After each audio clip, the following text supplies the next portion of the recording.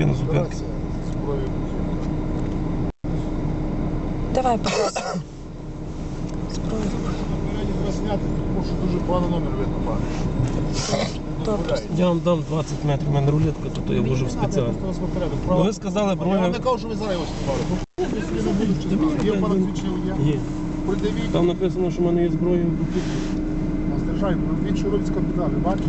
Ну ви сказали Я операцію. ж вам не сказала причину спинки, я ж вам можу сказати, що я вас спинив. Я ж вас просто так не спинив, правильно? Ну, зброя У вас зброя я бачу, вибухівка. що ви порадний Я чоловік, логіки. їдете Я на логіки не сесію. бачу у вашій зупинці. Я не хочу з вами сваритися з А самого я ранку. не маю права ти більше і з вами не хочу. Чого ми маємо сварити?